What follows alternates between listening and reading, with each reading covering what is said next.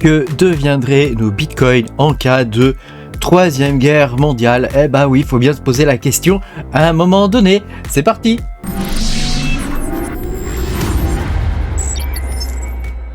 Bonjour les amis, je suis très content de vous retrouver aujourd'hui pour cette nouvelle vidéo où on va regarder qu'est-ce qui se passerait si jamais il y avait une troisième guerre mondiale, que deviendrait le bitcoin et puis aussi toutes nos autres crypto-monnaies.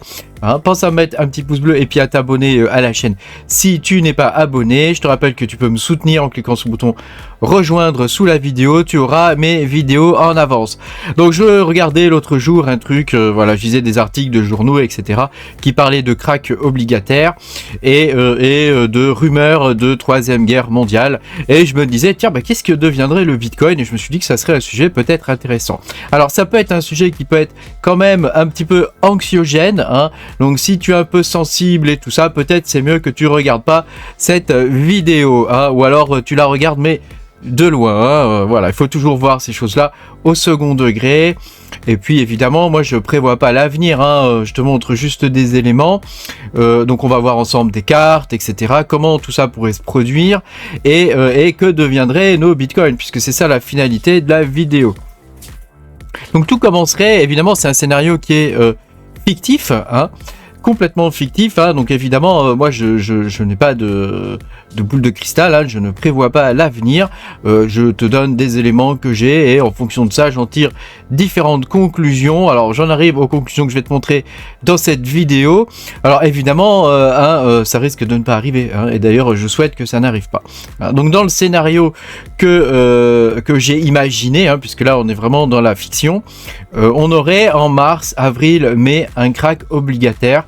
Ce qui veut dire que les États seraient dans l'incapacité au final de payer les intérêts de leurs dettes, et donc ça serait gravissime évidemment, puisque ce sont les banques qui détiennent pour la plupart des obligations d'État, et donc ça signifierait un effondrement économique très important, avec les banques évidemment qui feraient faillite et donc qui viendraient puiser dans tes comptes bancaires.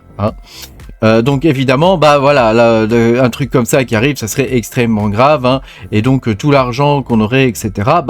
Qu'est-ce qui deviendrait, on sait pas trop, on sait pas trop. En tout cas il y aurait une grave crise économique, et on peut imaginer que pour le coup les gens qui auraient du bitcoin s'en sortiraient peut-être un peu mieux, puisque le bitcoin a été fait pour ça.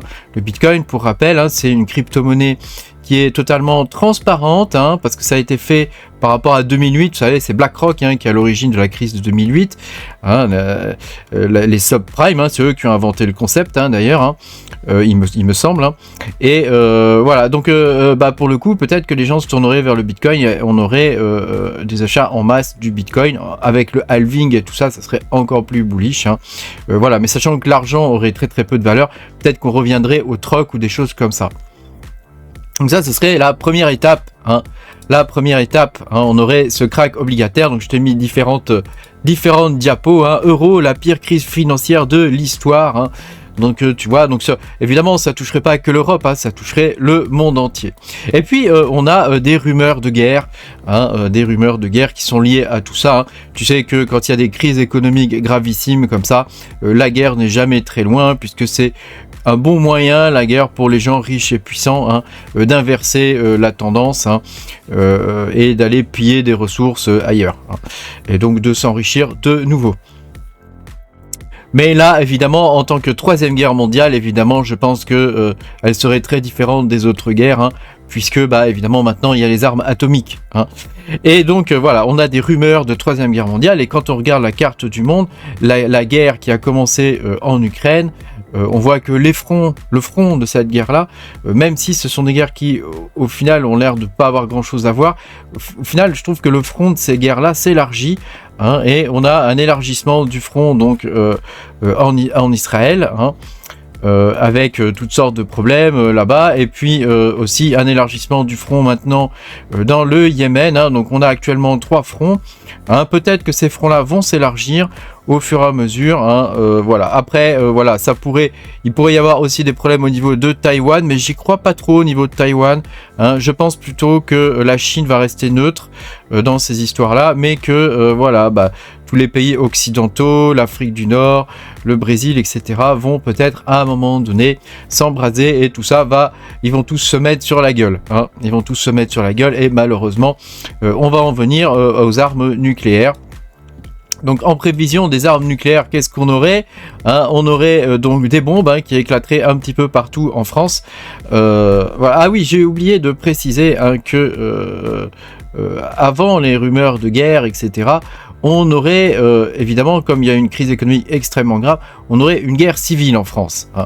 Alors tout ça, c'est extrêmement joyeux. N'aie pas peur, hein, tout va bien, hein, tout ça, c'est des conneries. Hein. Mais voilà, dans le truc, on aurait, ce qui serait logique, c'est qu'après tous ces problèmes, tous ces graves problèmes économiques, on ait une guerre civile en France. Eh ben oui.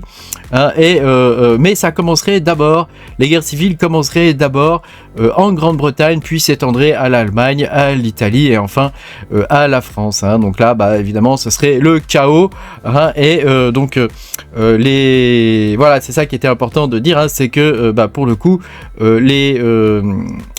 pas l'URSS, hein, mais la Russie et ses alliés, puisque la Russie a des alliés, hein, la Russie et ses alliés en profiteraient hein, pour mener une guerre éclair en France. Hein. Évidemment, en France, ce serait déjà le chaos total, hein, puisque bah, on aurait déjà une guerre civile hein, sur le dos. Hein, donc, bon. Je te laisse imaginer le bordel innommable du truc. Hein. Donc on aurait une invasion des alliés suite à des attaques nucléaires hein, que tu peux voir sur la carte. Hein, comme ça, hein, tu vois, là, tu vois, toutes sortes de bombes. Alors, tu vois, il y a des zones qui seraient plus ou moins safe. Donc par exemple, par ici. Voilà, la zone des Pyrénées. Tu vois, voilà, cette zone-là, ici, hein, pourrait être plus ou moins safe, hein, sachant que ces zones-là qui sont safe, ça serait les zones de débarquement alliés, des alliés de la Russie, hein, puisqu'ils débarqueraient évidemment d'Afrique du Nord vers cette zone-là ici, et puis vers cette zone-là ici, hein. Et puis on peut imaginer aussi qu'ils pourraient débarquer en Bretagne, mais la Bretagne, je pense que c'est vraiment l'endroit le plus safe de France dans une hypothèse de ce type-là. Hein, voilà. Et donc évidemment, tu vois, il y a toute une carte là. Bon, je te fais voir ça vite fait. Hein. Il y a toute une carte des zones qui seraient occupées. Hein, donc ça, la zone rouge ici, tu vois, elle serait occupée par les alliés de la Russie, et puis la zone rouge ici, là, elle serait occupée par la Russie, hein, donc par les armées russes. Hein, voilà. Alors il y aurait des guerres très importantes au niveau de Lyon, voilà, des choses comme ça. Et puis finalement, on arriverait à repousser les envahisseurs. Hein, mais ça, tout ça, évidemment, on est dans la fiction totale. Hein. Alors, le plus gros problème, hein, évidemment, pour nous, en termes de crypto-monnaie, hein, parce que, évidemment, si tu as la chance de survivre à tout ça, quand même, hein, tu vas te dire, mais où sont mes crypto-monnaies? Parce que moi, j'ai des hardware wallets. Eh ben ouais. Et du coup, comment je fais? Hein, le problème, c'est que quand il y a des bombes nucléaires qui explosent, il y a une ionisation importante de l'air qui se produit, et tes hardware wallets, eh ben, ils sont morts. Peut-être comme toi d'ailleurs. Hein. Donc, bah, pour le coup, les hardware wallets servent pas à grand chose. Par contre, évidemment, tu as pu noter ta seed phrase hein, sur un bout de papier. Alors, imaginons que ton bout de papier a pu survivre à l'attaque atomique, n'est-ce pas? Donc évidemment, si tu as ton bout de papier qui est conservé sur Paris, bah tu as quand même peu de chances d'avoir ta seed phrase. Hein, voilà, hein, donc ça fera encore moins de bitcoin en circulation. Hein, soyons ironiques hein, jusqu'au bout. Donc évidemment, bah voilà. Donc si tu as noté ta seed phrase sur un bout de papier, heureusement, tu pourras peut-être récupérer tes bitcoins. Hein. Par contre, si tu as noté ta seed phrase sur quelque chose de plus volatile, je ne sais pas moi, ou que tu l'as pas noté, ou que tu as fait un truc autre, hein, et ben voilà, c'est perdu. Hein. Parce que évidemment, tous ces petits appareils là, hein, tous ces petits appareils comme ça, bon bah ils ne fonctionneront plus. Hein, suite à une bombe IEM, tu vois.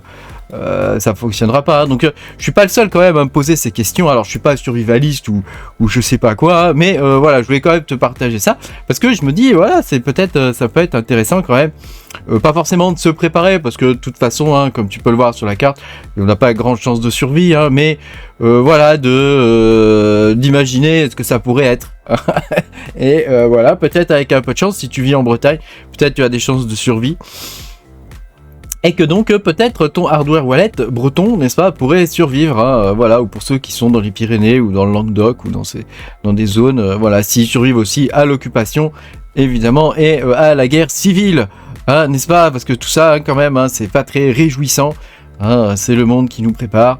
Bon, est-ce que c'est vrai ou pas? On n'en sait rien, hein, on verra bien. Hein. Sinon, hein, n'aie pas peur, comme dit Klaus Schwab, hein, n'aie pas peur, tout va bien se passer, ne t'inquiète pas.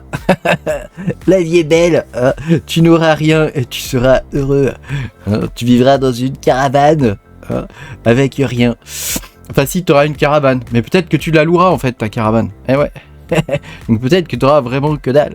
On n'en sait rien. Voilà, donc tu vois, il y a des posts hein, sur Reddit où il y a des gens qui en parlent. Hein. Est-ce que les hardware wallets pourraient survivre à une bombe nucléaire et donc au flash EMP hein.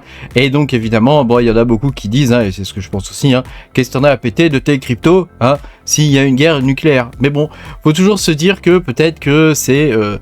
y a certains pays, tu vois, qui vont pas être du tout touchés par la guerre mondiale. Hein. Imaginons, par exemple, la Chine ne rentre pas dans la guerre mondiale. Bon, on peut imaginer que le minage du Bitcoin serait rapatrié en Chine, hein, et que les investissements dans le Bitcoin continueraient malgré tout, hein, comme on a pu le voir dans l'or, hein, pendant les précédentes guerres. Hein, donc on peut se dire quand même que les choses continueraient et que si on a la chance de survivre à tout ça, eh ben, on pourrait peut-être récupérer un peu de sous-sous. Hein, quand même, voilà. Merci beaucoup d'avoir regardé cette vidéo. Alors c'est vrai que c'est une vidéo qui est très différente de ce que je fais habituellement. N'hésite pas toi à me dire ce que tu penses de tout ça. Hein, voilà, faut prendre ça à la rigolade évidemment. Hein. N'aie pas peur. Hein. Je dis la même chose que Klaus Schwab. N'aie pas peur. Je sais pas comment il dit avec son accent allemand là. N'ayez pas peur. Hein, voilà. Pense à mettre un petit pouce bleu et à t'abonner à la chaîne. Et puis je te dis à bientôt pour de nouvelles aventures. Salut.